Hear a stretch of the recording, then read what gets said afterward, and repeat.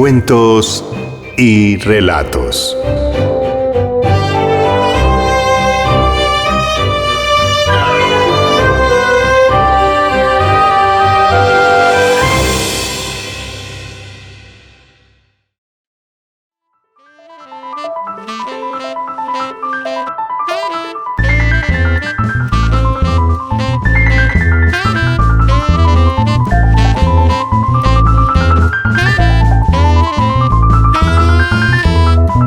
Mango y vainilla, por Mariela Ibarra.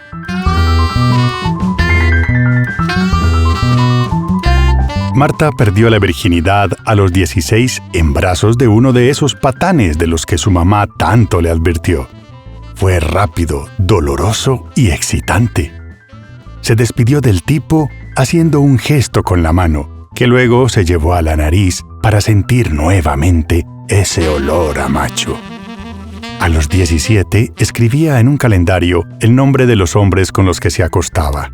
Si era un amante nuevo, marcaba el día con un lapicero verde. Si era uno antiguo, usaba rojo.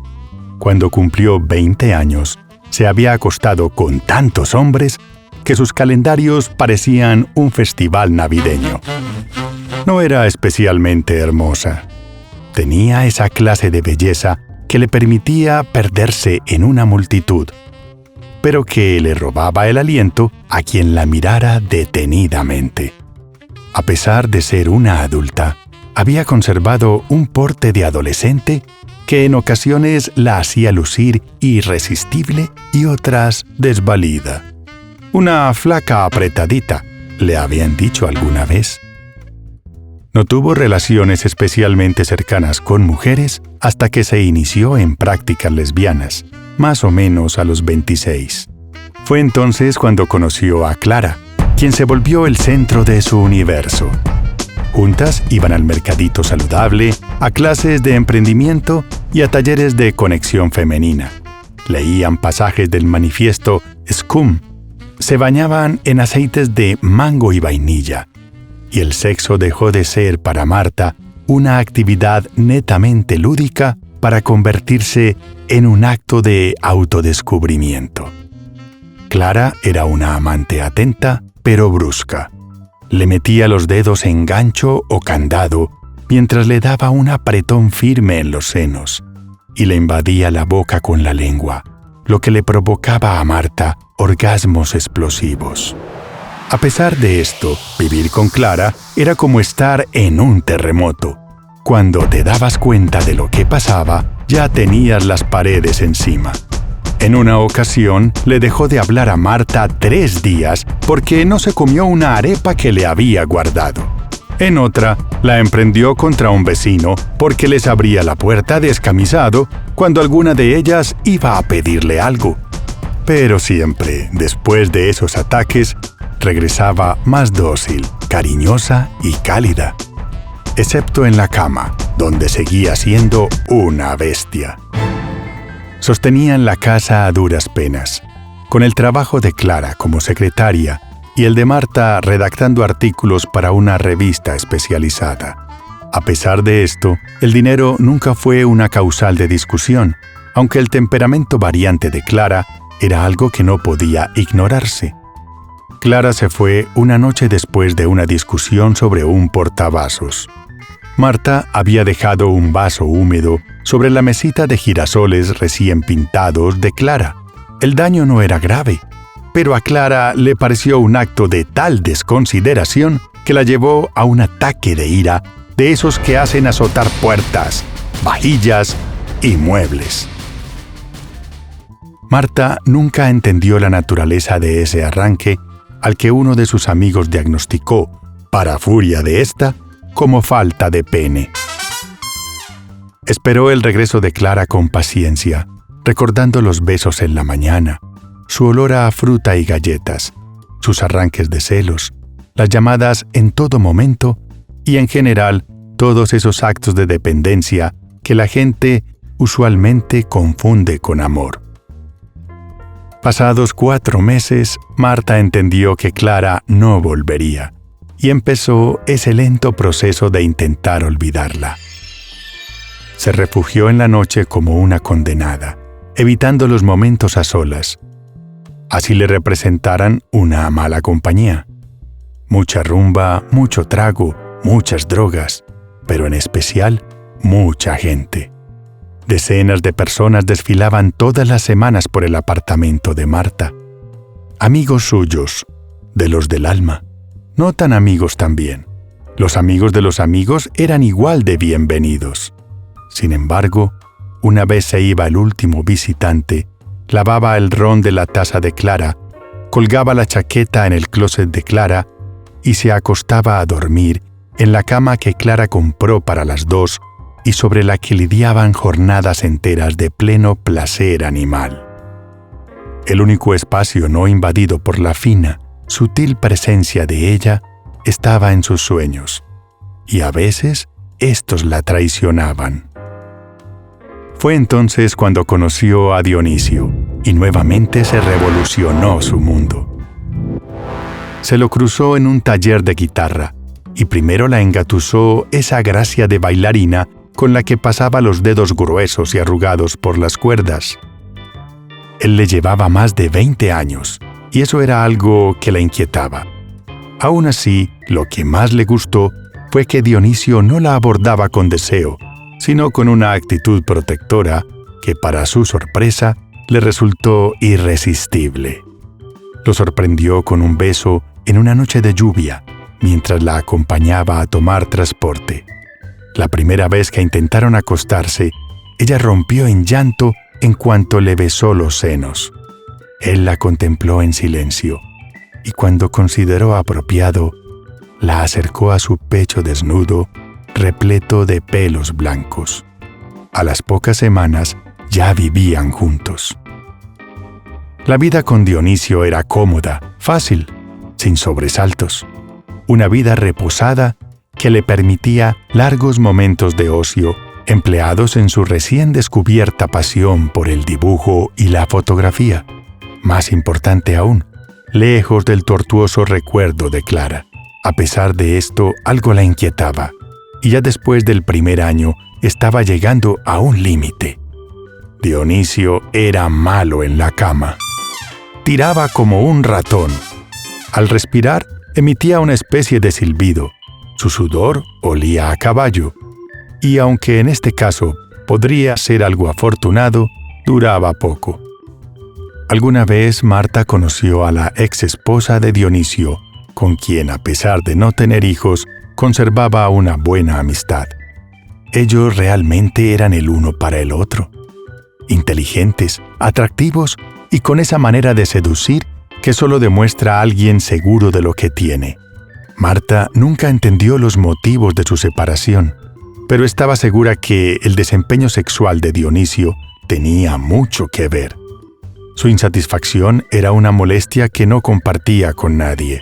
Si bien en la cama la cosa era de pesadilla, Dionisio era un esposo afectuoso, cálido y buen conversador.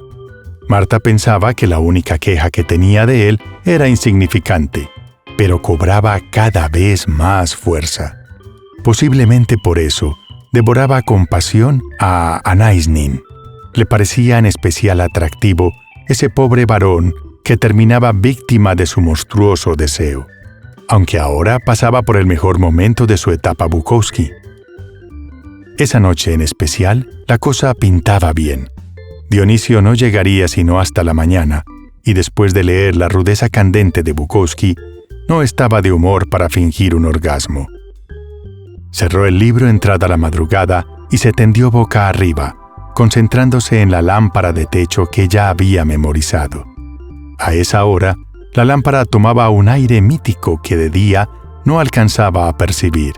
Al fondo, el reloj anunciaba a campanazos cada hora que el insomnio no le permitía dormir. Afuera el viento barría las hojas muertas de un viejo ficus colándose por la ventana abierta y refrescando la habitación. Sudaba bajo las sábanas, pero no quería desprenderse de ellas. El insomnio sin cobija siempre le ha parecido el peor. Escuchó que algo cayó al suelo desde la ventana, algo grande. Se sentó de golpe y vaciló en prender la luz. Afuera podía escuchar el ruido de las hojas, adentro el reloj. Nada más. Cuando estiró la mano para alcanzar el interruptor, vio una sombra que pasó rápido detrás de ella. Saltó de la cama y se percató que se había asustado con su propia sombra. Encendió la lámpara y le dio una mirada a la habitación. Nada. Apagó la luz nuevamente y se sumió otra vez en esa pesadilla de los que no pueden dormir. Fue entonces cuando escuchó el primer paso, uno firme y pesado, como de animal grande. Luego otro y otro. El sonido se hacía más cercano, lento. Avanzaba con cautela, esquivando la mesita, la biblioteca, y a medida que se acercaba, le subía un escalofrío que nacía en las rodillas y le llegaba hasta la sien. Cuando los pasos se detuvieron, no quiso mirar. Apretó los párpados para no enfrentarse a ese extraño que se encontraba parado al lado de su cama. Un aire caliente le golpeó la cara desde arriba. Abrió los ojos por reflejo y se percató con alivio que no había nadie. El calor se había hecho insoportable. La cobija y la ropa, pegadas por el sudor, empezaban a lastimarle la piel. Algo se movió a su lado y vio cómo el colchón se hundía, como cediendo ante el peso de un cuerpo que no podía ver. Escuchó un gemido, largo, bajito, casi parecía un lamento. Provenía de un lugar cercano a su pecho e iba ganando intensidad. Algo que nunca había escuchado, algo animal. Sintió una presión en el pecho y su reflejo fue gritar, pero la voz se le quedó estancada y solo pudo lanzar un ligero aullido. Quería moverse, pero la fuerza que le oprimía el pecho la dejó sin respiración. Sintió un cosquilleo en la rodilla, como si un insecto caminara sobre ella, y la cobija se enrolló, dejando al descubierto el cuello, brillante de sudor. Una mueca de horror se apoderó de su rostro cuando empezó a sentir que algo tosco y grande le acariciaba el cuello.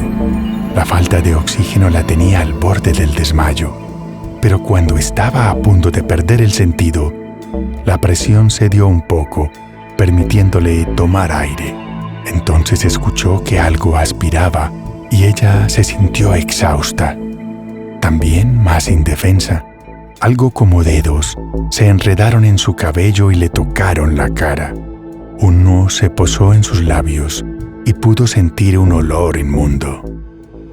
Luego sintió los dedos en el cuello, los hombros, para finalmente juguetear con el arco que forman en la clavícula sus senos.